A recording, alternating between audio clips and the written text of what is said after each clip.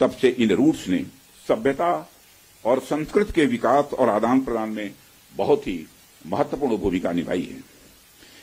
यदि हम महात्मा बुद्ध के बाद के इतिहास पर भी नजर डालें, तब भी हमें यह देखने को मिलता है कैसे दूसरे क्षेत्रों से आकर लोगों ने भारत की संस्कृति को समृद्ध किया और भारत की संस्कृति से भी उन्होंने बहुत कुछ सीखा भी है।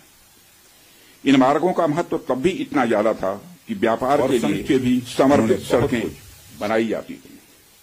आप जब सिल्क रूट के बारे में जानते हैं, आप सभी को मालूम है सिल्क रूट के बारे में, जिसने एक तरह से पूरे एशिया और मध्य यूरोप तक को कवर कर लिया था। भारत से भी उस सिल्क रूट का एक बड़ा हिस्सा होकर गुजरता था, जिससे न सिर्फ सामान बल्कि संस्कृति और विचार का भी एक्सचेंज, आदान प्रदान यह होता था। एशिया और यूरोप के बीच कल्चरल एक्सचेंज, सांस्कृतिक आदान प्रदान में भी सिल्क रूट का बहुत बड़ा योगदान रहा है।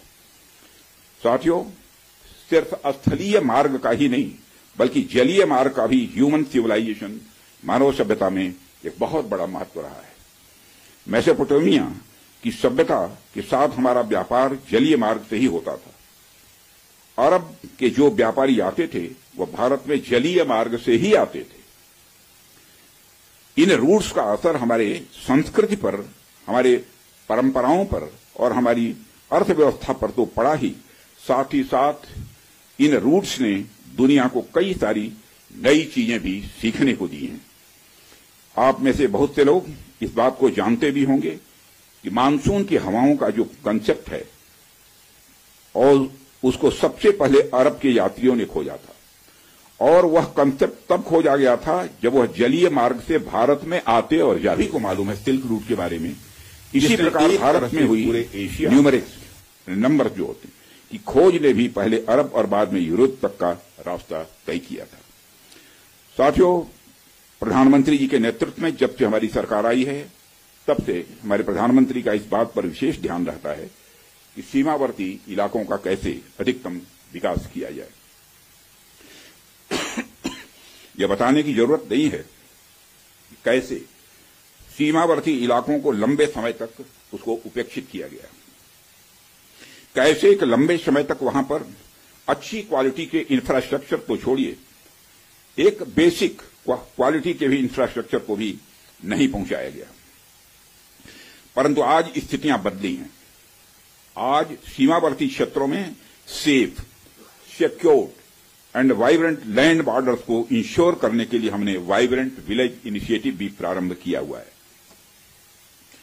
देश भर में सड़कों के निर्माण की यदि मैं बात करूं तो आज हम प्रतिदिन लगभग 35 किलोमीटर सड़कें बना रहे हैं, प्रतिदिन 35 किलोमीटर सड़कें बना रहे हैं। इसके अलावा भी हम बड़े स्तर पर कनेक्टिविटी को बढ़ावा दे रहे हैं। स्थितियां पहले की तुलना में कुछ इस प्रकार बदली हैं कि मुझे आए दिन बीआरओ के किसी न किसी कार्यक्रम में आकर सड़कों का, ब्रिजेस का, टनल्स का और ऐसे सैकड़ों प्रोजेक्ट का उद्घाटन करने का अवसर मिलता रहता है। साथियों, रक्षा मंत्री के रूप में मुझे बीआरओ द्वारा किए गए कामों को नजदीक से कई बार देखने का अवसर भी मिला है। पिछले कुछ वर्षों में मैंने देखा है कि कैसे बीआरओ ने बॉर्डर एरियाज में इंफ्रास्ट्रक्चर डेवलपमेंट के मामले में क्रांति ला दी है। बीआरओ ने जो काम किया है वह न केवल राष्ट्रीय सुरक्षा के लिए आवश्यक है, बल्कि दूर दराज के क्षेत्रों की अर्थव्यवस्था को बढ़ावा देने में भी यह सहायक सिद्ध हो रहा है। पिछले 4 वर्षों में ही आज के 50 नए प्रोजेक्ट्स के इनॉग्रेशन सहित बीआरओ ने 13,743 करोड़ रुपए के कुल इन्वेस्टमेंट के साथ 456 इंफ्रास्ट्रक्चर प्रोजेक्ट्स को सफलतापूर्वक पूरा किया है। इसके लिए मैं बीआरओ को बधाई देता हूं। साथियों, बीआरओ की काम की क्वालिटी भी मैं कह सकता हूं ये वर्ल्ड क्लास की है, जिसका एक प्रमुख उदाहरण सेला सुरंग है, जिसका उद्घाटन पिछले वर्ष ही हमारे प्रधानमंत्री जी ने किया था। यह रणनीतिक रूप से महत्वपूर्ण क्षेत्रों में कनेक्टिविटी बढ़ाने की हमारी सरकार की प्रतिबद्धता का एक प्रतीक है। और मुझे यह बताते हुए बेहद गौरव की अनुभूति हो रही है कि पिछले 5 वर्षों में ही बीआरओ का बजट लगभग 2 गुना हो गया है, जिससे सीमा पर बेसिक इंफ्रास्ट्रक्चर के विकास में रिकॉर्ड तोड़ प्रगति हुई है। वित्तीय वर्ष 2024 और 25 में बीआरओ ने 16,600 करोड़ रुपए का 16,600 करोड़ का रिमार्केबल एक्सपेंडिचर किया है, जो अपने आप में यह ऐतिहासिक है। साथियों, बीआरओ ने खुद को सबसे चुनौतीपूर्ण और सुरक्षा के सेंसिटिव एरियाज में भी बेसिक इंफ्रास्ट्रक्चर के विकास के लिए एक प्रमुख एजेंसी के रूप में अपने को स्थापित किया है। छत्तीसगढ़ के नक्सल प्रभावित क्षेत्रों में भी बीआरओ महत्वपूर्ण सड़क प्रोजेक्ट का सफलतापूर्वक निर्माण इस समय कर रहा है। आप सब तो जानते ही हैं, जहां कोई नहीं पहुंचता वहां तक जाने वालों को ट्रेल ब्लेजर कहते हैं। बीआरओ के मामले में भी मैं यह कह सकता हूं, जहां तक आम सड़कें नहीं पहुंचती वहां बीआरओ पहुंचता है। यानी बीआरओ हमारे देश का रियल ट्रेल ब्लेजर है। जिस कठिन भौगोलिक ज्योग्राफिकल टेरेन जिसे बोलते हैं में आप सब काम करते हैं, जिन कठिन परिस्थितियों में आप सब काम करते हैं, अपने आप में यह बहुत ही प्रेरणास्पद है। हाई एल्टीट्यूड रीजन्स में एक्सट्रीम वेदर, लो ऑक्सीजन लेवल्स और बहुत ही कठिन काम करने की स्थितियां जहां रहती हैं, ऐसे में आप काम करते हैं।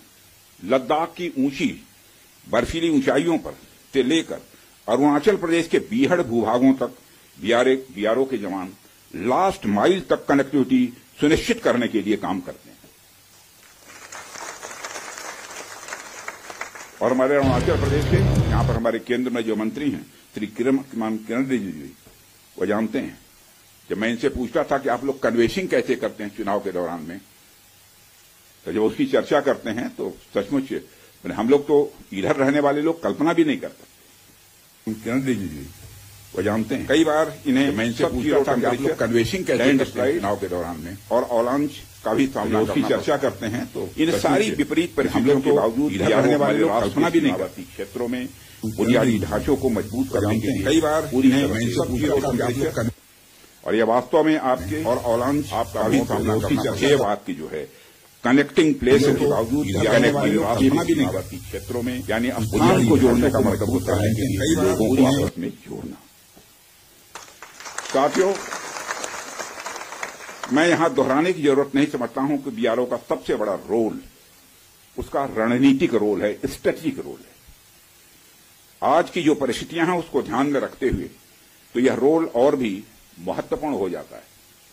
ऐसे में आपको यानी बीआरओ को हमेशा अपनी पूरी तैयारी रखनी होगी। आने वाले किसी भी इवेंट के लिए हमें तैयार रहना होगा और हमें यह सुनिश्चित करना होगा कि हमारी तैयारियां युद्ध स्तर की हों। और इसे मैं कुछ उदाहरणों के साथ आपको बताना चाहूंगा। जैसे आप मान लीजिए कि आपके पास बेहद तेज गति से चलने वाला कोई व्हीकल है, कोई गाड़ी है, लेकिन उसकी स्पीड के हिसाब से कोई सड़क आपके पास नहीं है। ऐसे में फिर उस गाड़ी का कोई मतलब नहीं रह जाता है। हमारे पास कितने भी बड़े टैंक्स या आर्मर्ड व्हीकल क्यों न हो, लेकिन यदि सही समय पर सही स्थान तक वह नहीं पहुंच पा रहे हैं तो उनका कोई महत्व नहीं है। यदि हम नए नए फाइटर प्लेन्स अपने बेड़े में शामिल करें, लेकिन हमारे पास एयरबेस की अच्छी फैसिलिटी न हो, तो उनका कोई महत्व नहीं रह जाता है। हमें जब भी मॉडर्नाइजेशन की बात हम करते हैं, हम जब भी डेवलपमेंट एक्टिविटीज पर ध्यान देते हैं, तो हम एक सर्टेन एजम्पशंस के साथ ऐसा करते हैं। हमारे कुछ डिफाइंड पर्पसेस होते हैं जिनको ध्यान में रखकर हम कोई भी डेवलपमेंट एक्टिविटी करते हैं। जैसे यदि हमारा कोई फाइटर प्लेन अपने बेस के अलावा किसी सड़क पर उतरता है, तो उसके सड़क पर उतरने मात्र से ही उसकी क्षमता कई गुना बढ़ जाती है, क्योंकि अब उसके पास बेस के साथ साथ सड़क के रूप में भी एक विकल्प मौजूद है।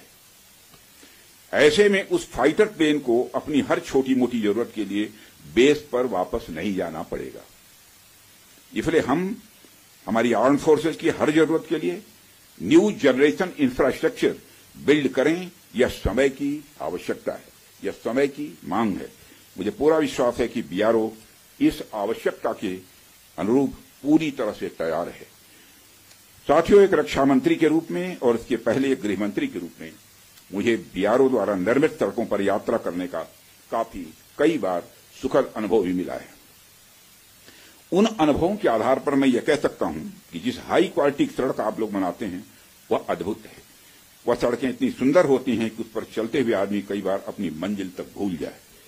मैं तो देशवासियों से यह भी कहना चाहूंगा, यदि आपको बिना मंजिल की यात्रा का आनंद लेना है, लेकिन पर्वतीय क्षेत्रों में, मैं मैदानी क्षेत्रों की बात नहीं कर रहा हूं, पर्वतीय क्षेत्रों की बात कर रहा हूं, यदि आपको बिना मंजिल की यात्रा का आनंद लेना है और पर्वतीय क्षेत्रों में, तो आप बीआरओ की बनाई हुई सड़कों पर निकल पड़िए।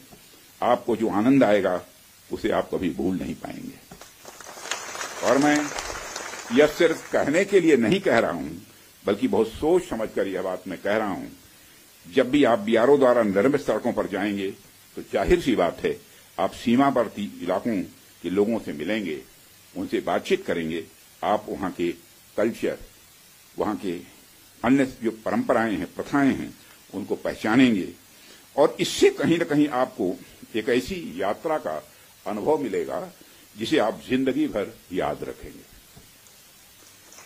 और आप आज जब हम इस बड़े दिन का जश्न मना रहे हैं, तो आइए हम एक ऐसे भविष्य का निर्माण करने का संकल्प लें जहां हमारे सीमावर्ती इलाकों का हर गांव, वहां का हर नागरिक अपॉर्चुनिटी या अवसर, सिक्योरिटी यानी सुरक्षा और प्रॉस्पेरिटी यानी समृद्धि से युक्त हो।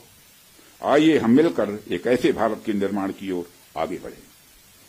साथियों, जहां इस देश के सबसे विकसित इलाके में और इस देश के सीमावर्ती इलाकों में कोई अंतर न हो, असल मायने में हम तभी 2047 तक एक विकसित राष्ट्र का निर्माण कर पाएंगे। इसी आशा और विश्वास के साथ मैं अपनी बात को समाप्त करता हूं और अंत में एक बार मैं फिर आप सभी को बीआरओ के स्थापना दिवस की ढेर सारी हृदय से बधाइयां देता हूं। आप सबका बहुत बहुत धन्यवाद।